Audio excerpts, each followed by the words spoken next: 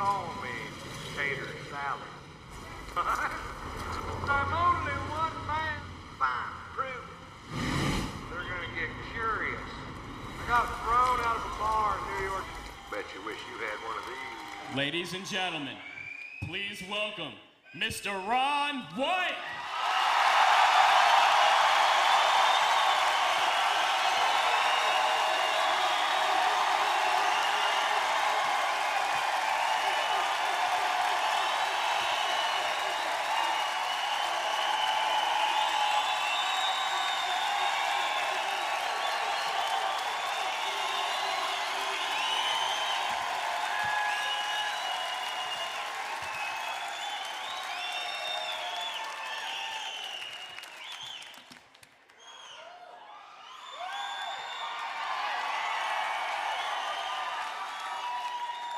Thanks, man.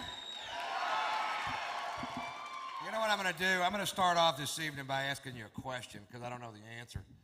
I lost my sunglasses, and yesterday I went to the Sunglass Hut. Here's the question. Why does a pair of sunglasses cost more than a 25-inch color television set?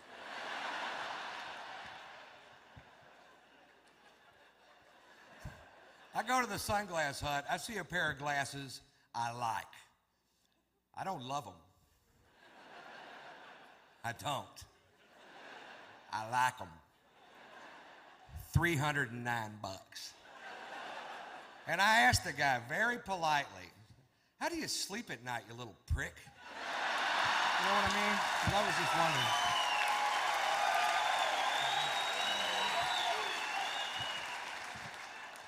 And I told him, and this is true, that 2 weeks ago I bought a 25-inch color television set from Walmart for $218. And he goes, well, apparently, sir, you don't get it.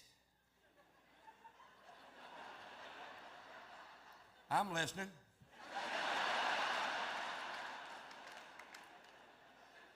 He goes, these glasses eliminate 100% of all UV rays. Like, no, apparently you don't get it. This thing decodes a digital satellite signal it picks up from outer fucking space.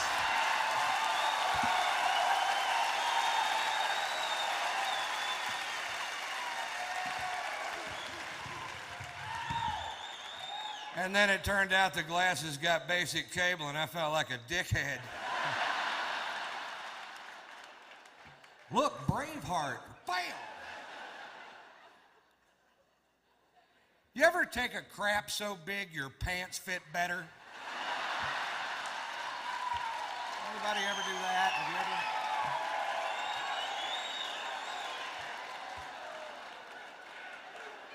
I'm hoping that happens to me later tonight because these babies don't fit anymore. I'm hoping I'm one big turd away from backing into an old wardrobe.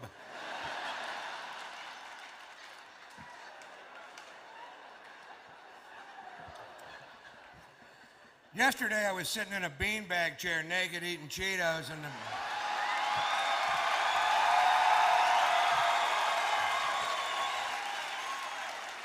I was flipping through the television, and I saw Robert Tilton. He's a televangelist from Dallas, and he was staring at me. And he said this. He said, "Are you lonely?" Yeah. He said, "If you wasted half your life in bars pursuing sins of the flesh," this guy's good. He said, "Are you sitting in a beanbag chair, naked, eating Cheetos?" Yes, sir. He said, "Do you feel the urge to get up and send me $1,000? Close. I thought he was talking about me there for a second. Apparently, I ain't the only cat on the block digs Cheeto.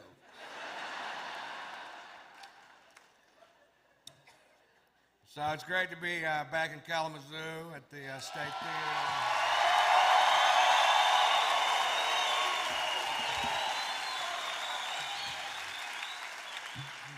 last time I was here, they took me to the blues festival, and I love the blues, but they need to figure out some problems with the festival.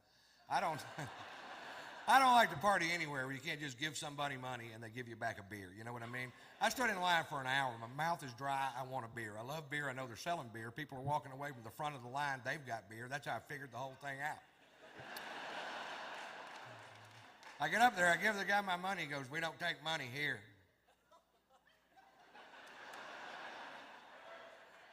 What do you take? Coupons.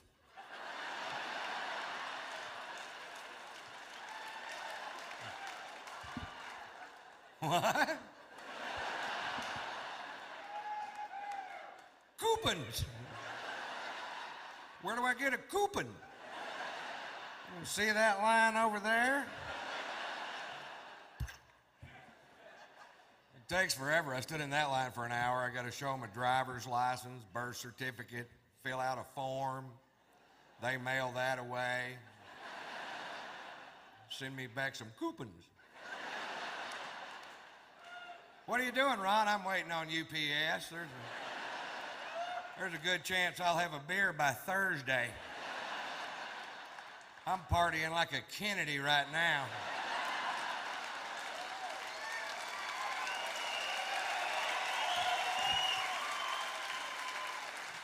I was game too. I had $100 cash on me. I bought $100 worth of coupons. And then some guys that took me there asked me if I wanted to go to a topless club, and I didn't want to go. I just ended up going because you guys backed me up on this. You've seen one woman naked. You want to see the rest of them naked.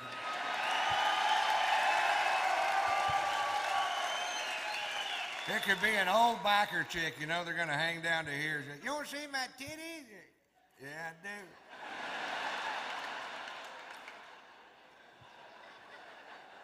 All right, that's enough. Roll them back up, sweetheart.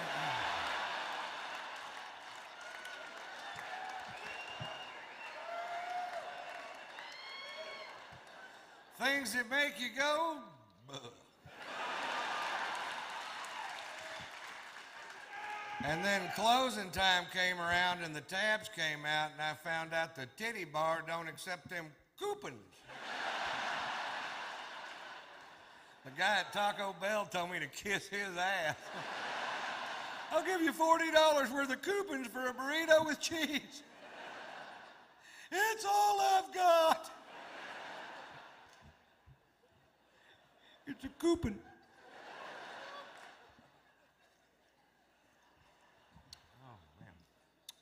So I saw something that comes close to truth in advertising. The De Beers people are almost saying what they really mean because the old De Beers slogan was, "Diamonds are forever." Then they changed it to this year, "Take her breath away."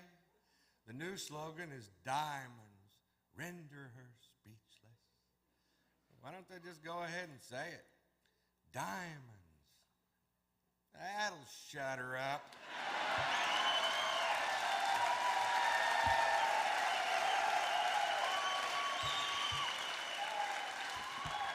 For a minute. So, man, I was just in Miami,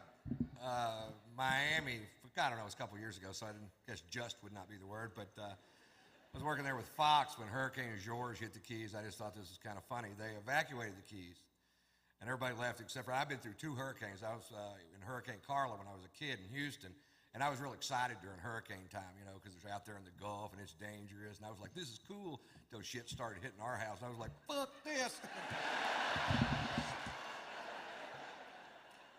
But anyway, they evacuate the Keys, and everybody leaves except for one guy who's going to stay there and tie himself to a tree on the beach to prove a point. And the point was, he said that at 53 years of age, he was in good enough physical condition to withstand the wind and the rain from a Force 3 hurricane. All right. Let me explain something to you. It isn't that the wind is blowing. It's what the wind is blowing. If you get hit with a Volvo,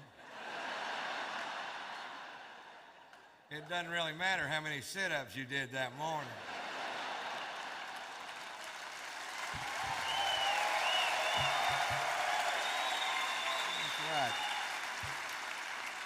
Right, if you have a yield sign in your spleen, jogging don't come into play.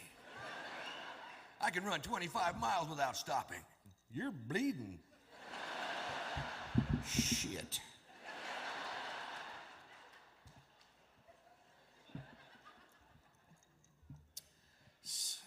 Man, last time I was here, I had somebody broke into my truck and stole my radio. Thank you, whoever you were. I got to drive back to Texas, listen to the sound of wind for 49 hours.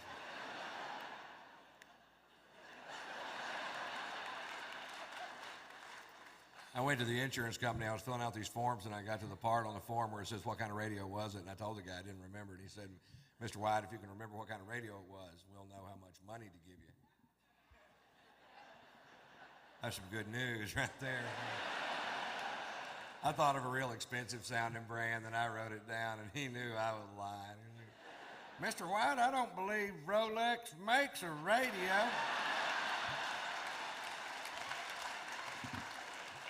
It was a clock radio.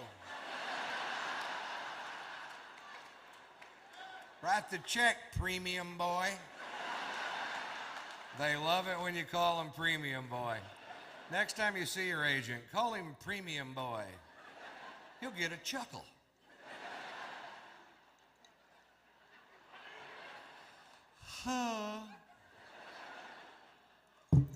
So I almost died this year.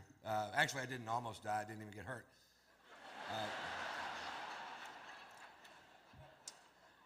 I was in a near-miss plane crash. We were making a movie, and I was flying from Flagstaff, Arizona to Phoenix, Arizona, because my manager doesn't own a Globe.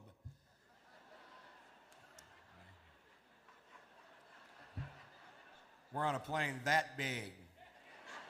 It's like a pack of gum with 8 people in it.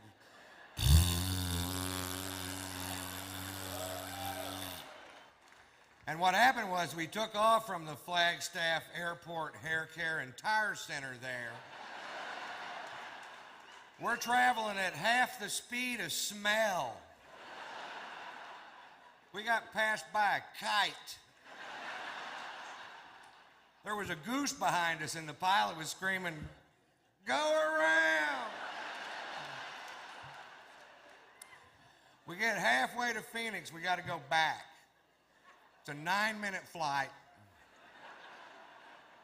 Can't pull it off with this equipment. We had engine trouble. We lost some oil pressure in one of the engines, and they told us about it over the speaker system of the plane, which was stupid because they could have just went, "Hey, we lost some oil pressure."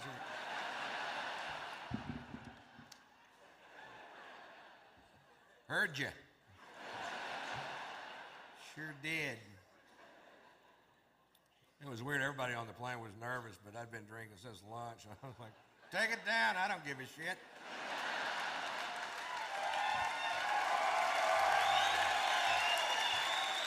You ever have one of those days? Hit something hard. I don't want to limp away from this piece of shit. The guy sitting next to me is losing his mind. Apparently, he had a lot to live for. He goes, "Hey man, hey man, if one of these engines fails, how far will the other one take us?" All the way to the scene of the crash.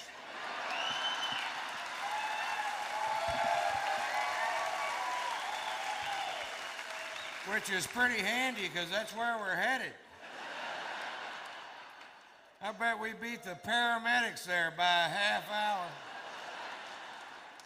We're hauling ass.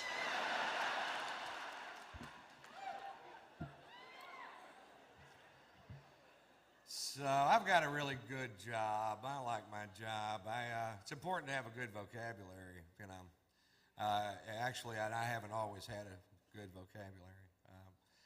When I was young, if I'd known the difference between antidote and anecdote, my friend Bob Schneider would still be alive today.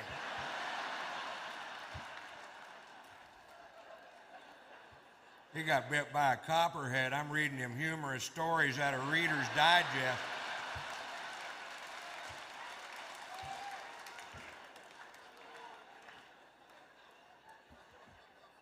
I'll tell you a little bit about myself. I am from Texas. I'm a cowboy, a real cowboy. I was a bronc rider for 6 years of my life, and it's affected me. Now when I have sex, my arm goes like this. Seems to be some dispute between the wife and I whether or not I'm staying on that full 8 seconds,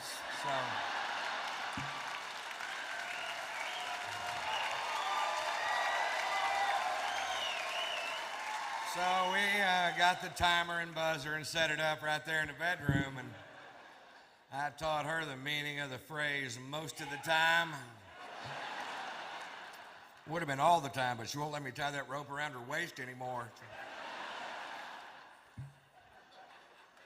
She hates it when I spur her out of the chutes.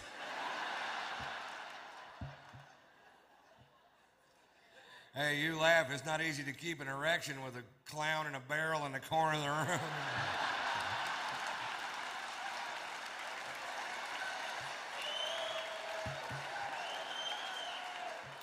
Is it, sir? You gotta focus.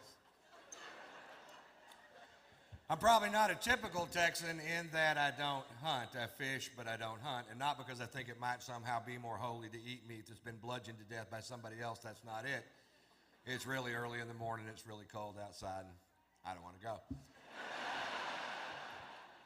My cousin Ray, on the other hand, thinks killing a deer with a deer rifle is magic in the forest. I'd like to do for you now my impression of my cousin Ray after the big kill.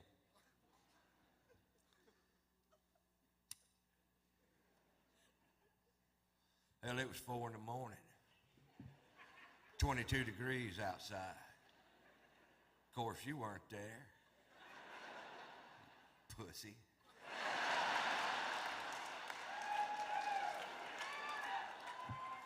I'm in a camouflage deer blind with grease paint on my face. I've got deer urine on my boots. I'm not sure why. I made that part up. I got a 30-06 with a 12-power scope and a bullet that'll travel 2,200 feet per second. When that deer looked up to lick the salt sucker I'd hung from the danged old tree, caught him right above the eye. Like, yeah, well, I hit one with a van. Going 55 miles an hour with the headlights on and the horn blowing. Woo, that's an elusive little creature. If you ever miss one, it's because the bullet's moving too fast. Slow the bullet down to 55 miles an hour, put some headlights and a little horn on it. The deer will actually jump in front of the bullet.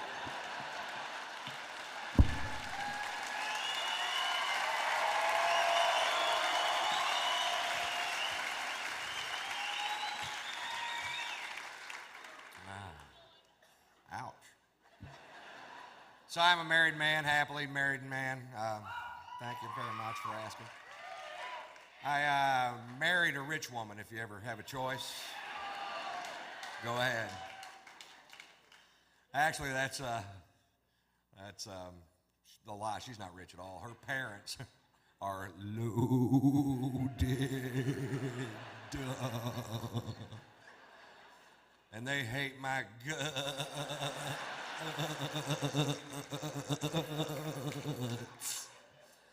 And I'm waiting for them to die. And you'll know if they die, too, because you'll never see my fat ass again. I'll be in Palm Beach with my new friends. Hand me a beer, Teddy. Servants rich. My in-laws have servants. Is that weird? I thought when I married their daughter, they'd send a servant along with us to help do all the shit they never taught her how to do. And I was wrong. We're now leaning on her domestic skills, and whoo, she's handy. I came home from doing a show the other night. She goes, honey, the dryer's broken. I'm I'm like, did you check the lint filter, sweetheart? Sit down, honey, I'll check it. I open it up. Is there anything in there? There's a quilt in there.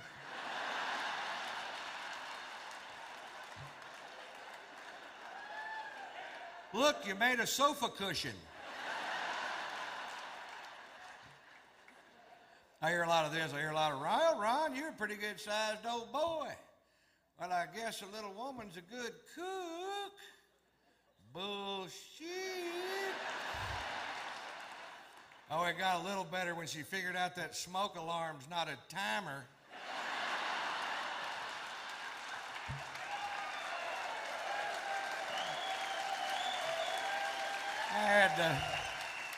I had to tell her, honey, the food is done before that particular buzzer goes off. It was real bad when we first got married. The first meal she cooked in our new house, I couldn't eat it. I gave it to my dog. He started licking his butt. She comes in the kitchen and goes, what's he doing? Looks like he's trying to get the taste out of his mouth.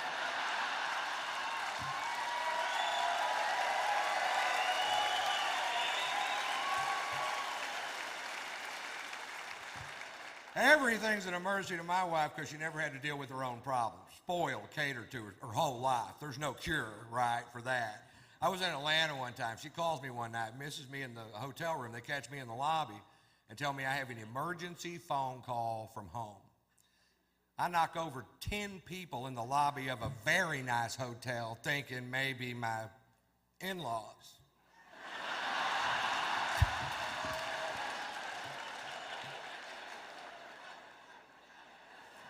I call her, she tells me my dog Sluggo just took a dump on the new carpet.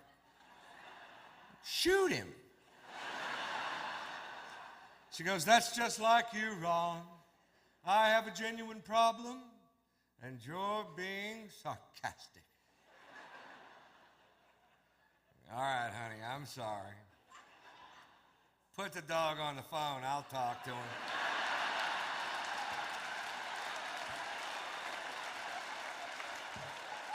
What do you want me to do? I'm in Georgia. I can't pick up the turd.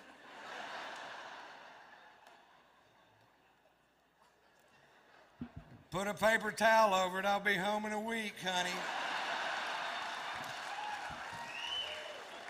I get home, it looks like a little campground in the living room. Somebody's having a Poopapalooza concert. Let him outside. He'll shit out there. I've seen him do it.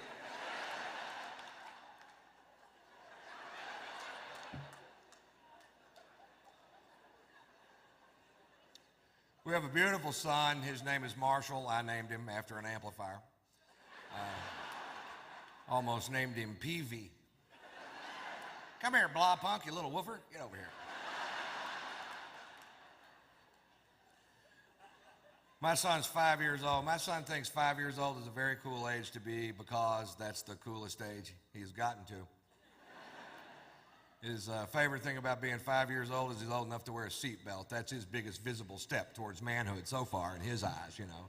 He's strapped in the truck just like his daddy, and he thinks that's great. I think it's great too because I drive a four-wheel drive truck, and I learned this about four-wheel drive trucks. It doesn't really matter how big the motor is or how big the tires are. Your macho days are over when you strap a car seat in the front of that bad boy. You just can't show it off to your buddies, you know what I mean? You can't make yourself go, what, that? That's got the Vortec V8 running 285 horsepower. Yeah! That's a Manitowoc power winch. That'll pull 28 tons right out of a ditch. Yeah! That's a play school car seat with the Big Bird steering wheel attachment right there on it. That's Bird on the blinker, Ernie on the windshield wiper. That's Big Bird in the middle. You can honk that fat bastard if you want to. Hell, in 2 weeks, I'll have the Cookie Monster flip mirror. Back ordered it on me. I don't know how to drive the truck anymore. I bought this big 2-story custom van to tour in, and it's kind of neat. It's got the James Bond couch in the back where you push a button, and the couch in the back automatically turns into a bed. And I'm like, well, that's cool. I finally got something over those Mercedes-Benz driving in-laws of mine. You know what I mean? When I first bought the van, I was real proud of it, and I took it straight over to my brother-in-law's house to show it off because he's such a prick. He takes one look at my new van and goes, I can't believe you didn't buy a Mercedes-Benz.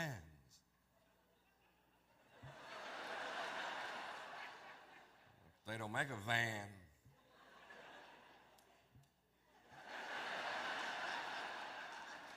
They hate it when you do that. He goes, Ron, I don't think you fully understand the intricacies of Mercedes-Benz engineering. Why, I've got the 3-inch windshield wiper that keeps my headlight clean in a rainstorm. I got a place to fuck your sister.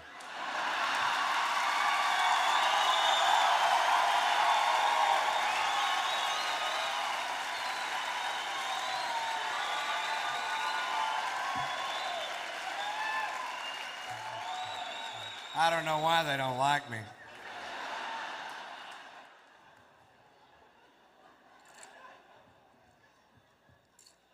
Bet you wish you had one of these.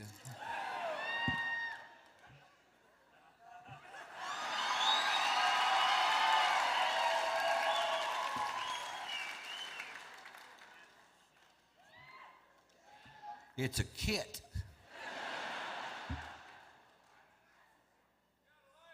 Kidding.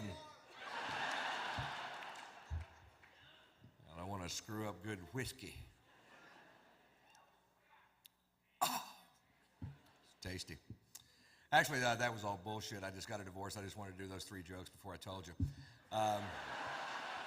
And I'll tell you what went wrong, and because I feel like I can be honest with you folks, and you won't judge me, or maybe you will. I don't care. But I'll tell you, it's very, very difficult to marry out of your class. I come from a lower middle class family. My daddy worked his ass off his whole life for not very much, and that does not make you better than me. You know what I mean? My dad was a good man, and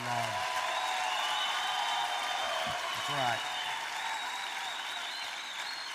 And they're always going to just look down their nose at you like you're supposed to be carrying some piss bucket for them or something. And if you're not willing to carry the piss bucket, it ain't going to work. And she got convinced in her crazy head that I had sex with this girl in Columbus, Ohio, and I did, and I'll tell you why. When you enter into a monogamous relationship with somebody, you usually do it at a point in the relationship when you're having a lot of sex. So you're willing to sign the papers. I'll only have sex with you, ever, ever, ever, ever. Well, if that person stops having sex altogether, why, you find yourself in quite a pickle. I'm a pretty good dog, but if you don't pet me every once in a while, it's hard to keep me under the porch. I'm not as flexible as a real dog. And I'll tell you what happened, too. I was in Columbus, Ohio. I hadn't been laid in 3 months. 3 months. You can't go 3 months without having sex with me. I'll go have sex with somebody else. I know. I've seen me do it. I did a show one night. I came off stage. There's a gorgeous woman, maybe 35, 40 years old, long black dress, slid up to her waist. Gorgeous. Give me a second. Gorgeous. And I walk off stage. She goes, I thought you were hilarious. I want to buy you a drink. I'm like, I can't do that. I'm married. She goes, I didn't ask you if you wanted to have sex, big boy. I asked you if you wanted to have a drink at my place. I'm like, all right. Well, you know that little guy that sits on your shoulder that reminds you of your prior commitments and your moral fortitude? I didn't hear a peep out of that guy. He hadn't been laid in 3 months either. He was speechless for like 20 minutes, and he was like, suck her titty. I'm like,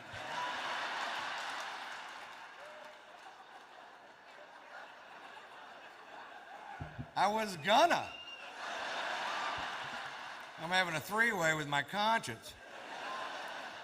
As soon as the whole thing's over, he's back at his post. That was wrong, mister. I'm like, hey, 20 minutes ago, you were beating off on my shoulder, monkey boy. I hate him. He smokes pot. He burned a hole in my other jacket.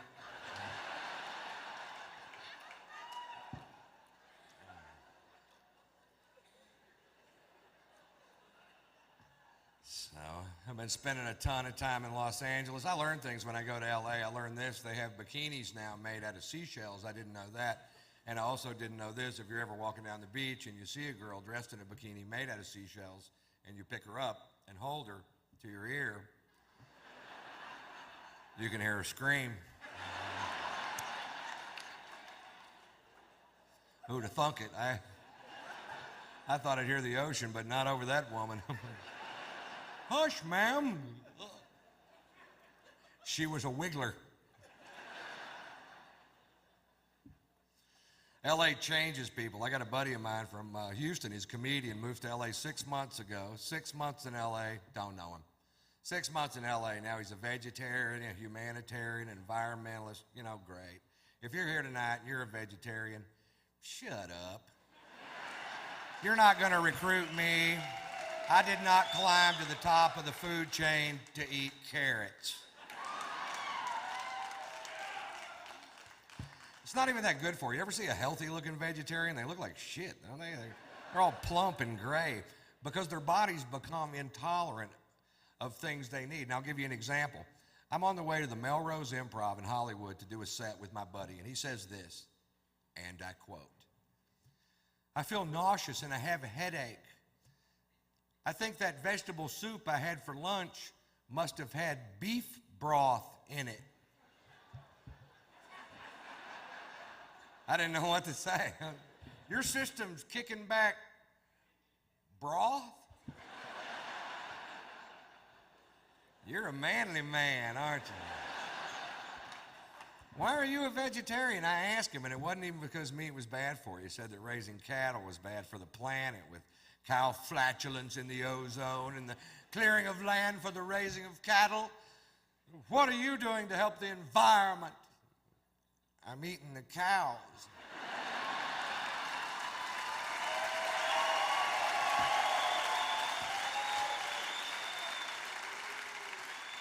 But I'm only one man. Whatever the hell that meant. Every time I read a newspaper in Los Angeles, California, I get pissed because things don't have to make sense in LA. I read an article in the paper in LA that said they're going to try to outlaw the big screen, real life handgun shooting video games because they say that that's what's wrong with the youth of America today. They learn how to accurately shoot guns with video games. It's not a parenting problem. Oh, fucking no. No, it's a video problem. Doesn't it piss you off when you have a genuine problem, you try to tack a solution to it? It's got nothing to do with the problem. You know what I mean? I came up with a great idea. Don't outlaw those machines. Give them to the state troopers of California because they're some of the worst shots I've ever seen in my life. I saw a shootout once live on TV that went on for so long, eventually the criminal got frustrated and shot himself. And the cops are on TV whining about it, going, he's got on body armor, he's got on body armor. I'm watching it live on CNN going, I can see his head, shoot him in the fucking head. Give my kid a shot. How's that, Daddy? Good shot, Poot. Everybody relax, Poot took him out. Thank God Poot was there with his considerable skills. Horrible shot, some cops are. You ever see tape of the Kehoe brothers from Ohio, those guys that get out of that white Suburban, they show it on cops? These guys, folks, have a shootout with the police at point blank range. Nobody gets hurt. I would love to have been at the office the next day when that guy's being interviewed by the chief. And then what happened? Well, at that point, I unloaded my semi-automatic 9mm weapon at point blank range. And then what happened? They left. Nice shooting, Elmer Fudd. There was a kid in Detroit 3 years ago shot 8 bullets, hit 9 people. These 2 cops shot 22 bullets, didn't even hit the fucking Suburban.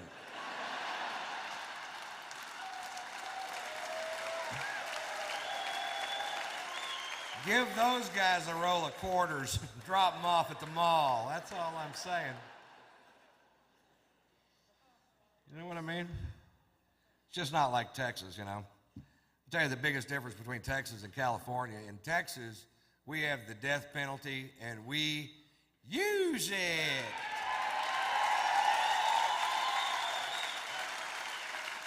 That's right. If you come to Texas and kill somebody, we will kill you back. That's our policy. We're trying to send a message to the rest of America, and the message is go somewhere else and kill people. Go to California. They don't give a shit. I was watching a case on Court TV when I was out there. I got so mad steam was shooting out of my ears. This guy's convicted of a triple homicide. This guy kills a grandmother, a mother, and a granddaughter without provocation. A crime so heinous I can't even fit it in my head. He's sentenced to death by a jury of his peers, and right before it comes time to carry out the sentence, a group of people on his behalf, stand up and they go, we can't kill him. He's too crazy to know we're killing him. And what the hell are we arguing about? If he don't know the difference and it makes me feel better.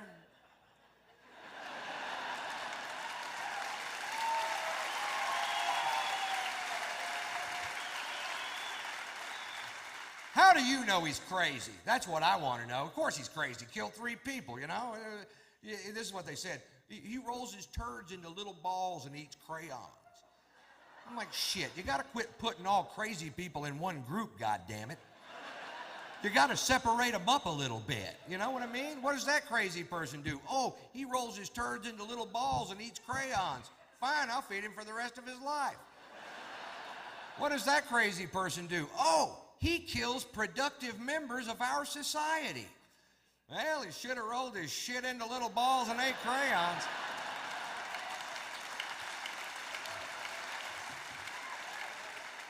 Because the penalty is much less severe.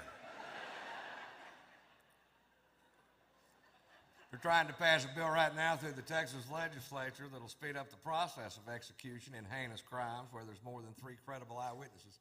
If more than 3 people saw you do what you did, you don't sit on death row for 15 years, Jack.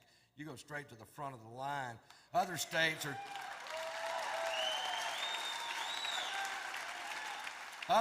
are trying to abolish the death penalty. My state's putting in an express lane.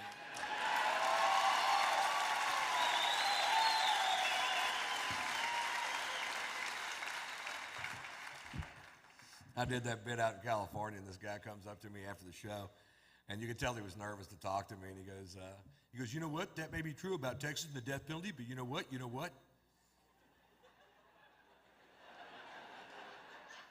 What? He waited for me to say what. That's kind of cute. He goes, there's an old law in Texas that states that in Texas you cannot shoot somebody in the back no matter what they did to you or your family or your place of business. It's illegal for you to, in turn, shoot them in the back. I'm like, yeah, but you can start shooting them in the leg till they turn around.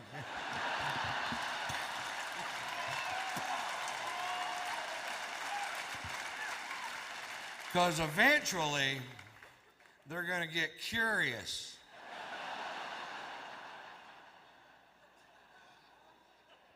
Who's shooting me in the leg, I wonder quietly to myself. Oh, that guy. Never turn around. I was talking to a buddy of mine the other day. I have a friend he's a homophobe. Is that the most useless thing you could possibly be, is afraid of gay people? I was talking to him the other day, and he goes, man, this world would be better if it wasn't so many queers. And I'm like, you know what? The next time you have a thought, let it go. I go, we're all gay. It's just to what extent are you gay? He goes, that's bullshit, man. I ain't gay at all.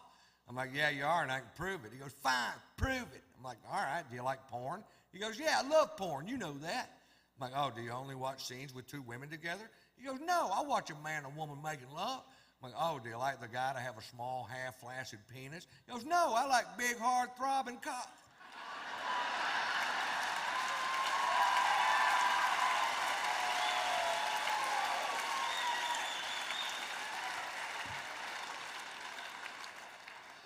I did not know that about myself.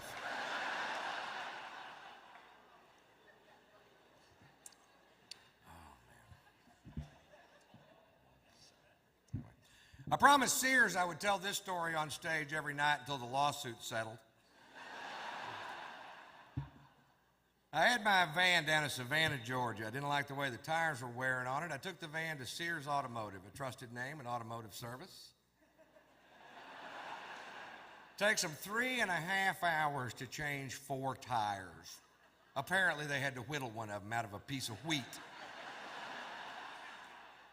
I pay them $980 of my hard-earned money. I take a right-hand turn out of the mall. The left rear wheel falls off. It falls off. It falls the fuck off. Turning my van into a tripod, spinning me into a dimension of pissed off I have never been in before in my life. This guy was a tire guy. That's all he did. He didn't some days work on transmissions. He was a tire guy. Sears, I found out later, had sent him to tire college for 3 days. Well, apparently he was sick on Lug Nut Day.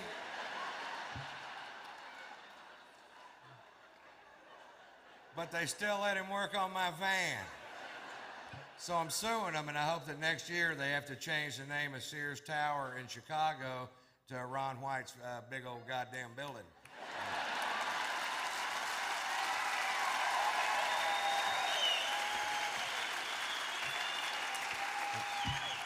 You guys can all come over and party too.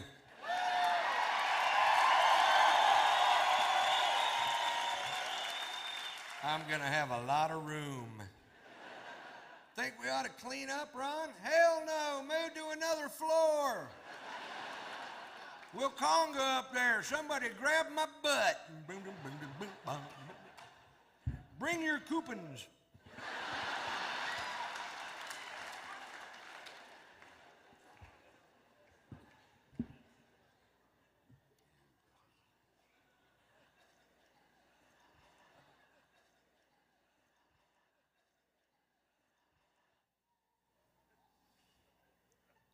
I got thrown out of a bar in New York City.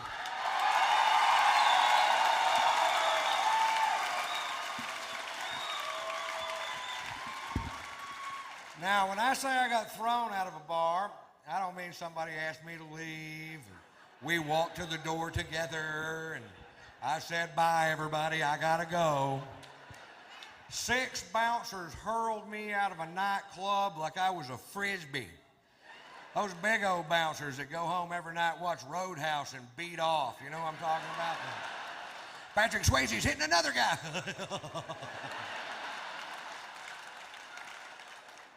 For wearing a hat. I walk into a bar with a hat on. This guy real pissy goes, took off the hat. I'm like, what's the deal? He goes, I'll tell you what the deal is. Faggots in this area wear hats. We're trying to keep them out of our club. I'm like, oh, really? The only way we could tell down south is if they have their hair cut like yours.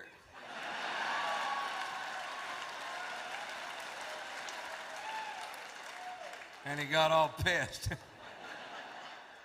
But he walked away, and I took the hat off, and like an hour later, I'd been drinking, and I forgot. You ever forget? It happened to me.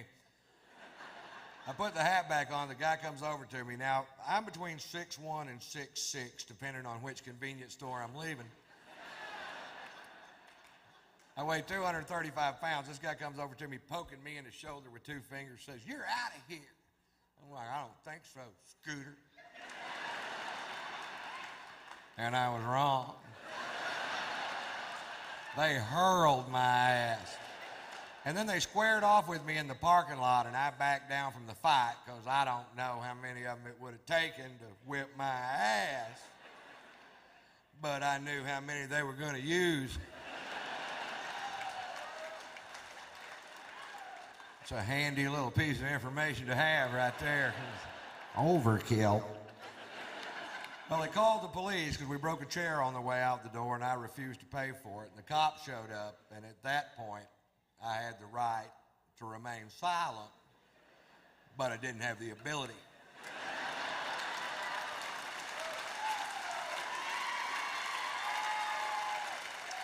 The cop says, Mr. White, you are being charged with drunk in public. I was like, hi. I was drunk in a bar. They threw me into public. I don't want to be drunk in public. I want to be drunk in a goddamn bar, which is perfectly legal. Arrest them. Well, he didn't arrest them. Instead, they call in for my arrest record. There's some good news. Satellites are linking up in outer space. Computer banks at NASA are kicking on. There's a telegraph in Fritch, Texas going beep beep beep beep beep beep beep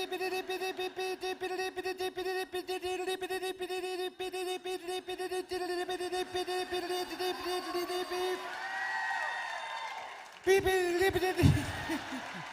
This part takes a while.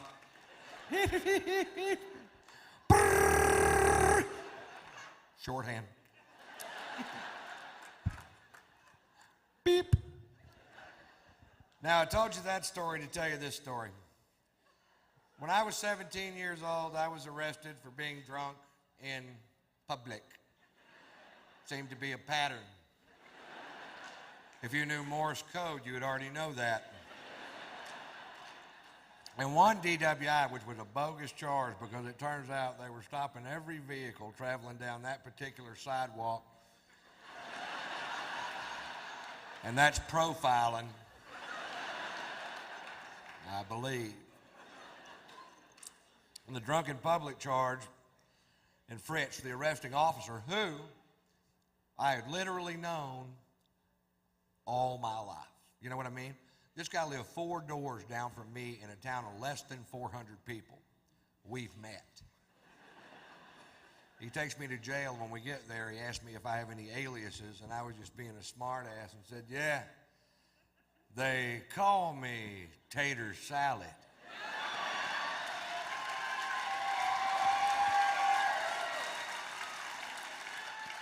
"17 years later in New York City, I'm handcuffed on a bench with blood coming out of my nose, and this cop goes, are you Ron Tater Salad White? You caught me. You caught the tater. You can take down those roadblocks now. I call my son Tater Tot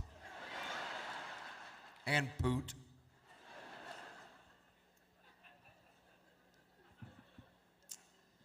So anyway, I am a dog lover. Actually, I love my dog. I don't give a shit about your dog. I don't know your dog, man. Your dog could be an asshole. I don't know. Sluggo's an English bulldog. Sluggo, don't jack with me. Great. You know what I do to him when he's asleep? I lift up those big old huge bulldog jowls and I hide M&Ms and shit in there. He wakes up in the morning, he's like, it's gonna be a good day, Tater. He calls me Tater. He's a great dog. He's sick right now, which is a pain in the butt, because if he gets sick, you can't just feed him medicine. He'll spit it out. You got to hide it in a piece of cheese. I studied him out last year for pick of the litter, and I put him with the female dog for a couple of weeks, and then to make sure it took, I took him down to the veterinarian's office and had artificial insemination done twice. Now, for those of you that don't know, that's where they obtained the semen from Sluggo and put it in the female dog, and now it don't take shit to get old Sluggo to go to the vet. He loves the place. I went down there, the veterinarian had the audacity to say to me, Mr. White, if you'll just come on back here, we'll show you how to do this, and next time you don't have to bring in the dog, you can just bring in the semen. I'm like, that's okay. You go ahead and jack off the dog. He follows me around too much as it is. Like I'm gonna spend the rest of my life with this bulldog. Jack me off! Get out of here, we got company. You did it the other day. Do it yourself. I don't have any thumbs. I don't have any goddamn thumbs. Now jack me off, you piece of shit.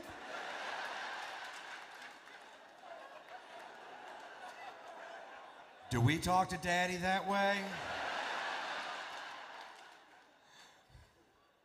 Please? Please jack me off, you piece of shit. I don't have any goddamn thumbs.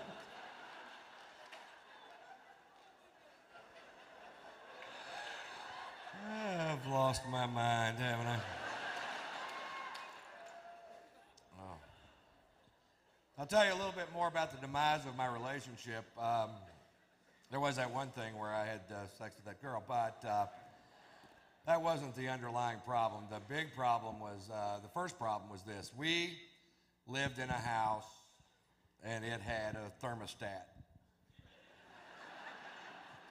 That's it. Because I like the temperature of the house between 70 and 75, and she liked the temperature of the house between 75 and 110. And you can't keep tater salad at that temperature.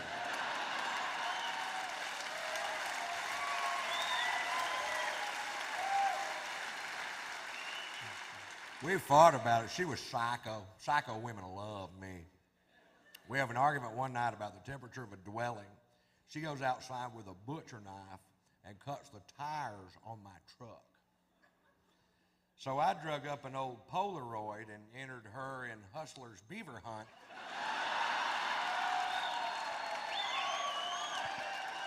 And she won. And I used the money to get me some new tires. And she super glued my dick to my stomach. So, do you see how things just get out of hand? Still itches.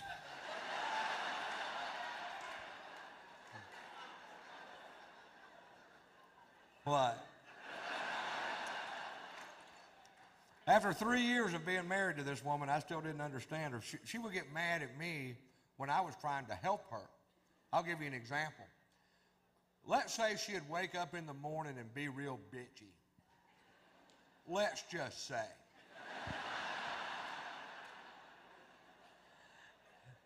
And I knew in my heart she was suffering from PMS.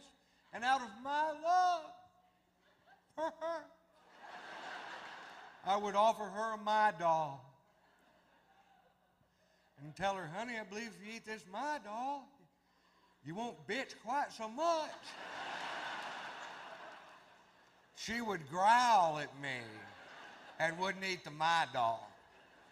I had to hide it in a piece of cheese. Thanks for playing along. I hope you enjoyed it. You guys were great, man. Thank you very much.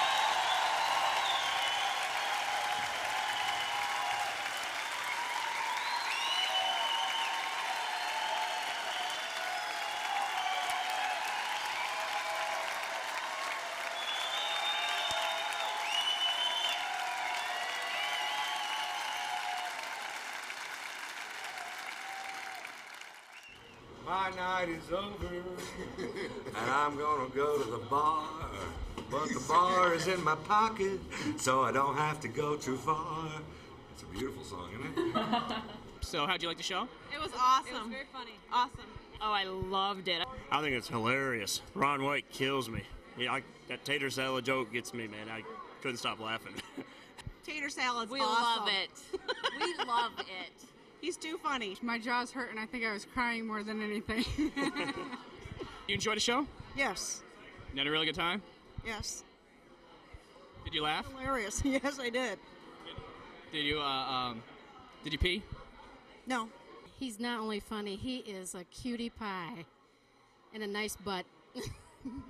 My side still hurts. It's so funny. The bit about his in-laws is just hilarious. It's hilarious. Guy from Texas. That's like a sitcom waiting to happen. I think I'm gonna start drinking scotch. Where'd you see the Blue Collar Tour? At a house. Drinking beer, eating popcorn, you know. Tater came right into your living room? Exactly. That's And the he was bomb. on a beanbag with Cheetos, too. Not bad.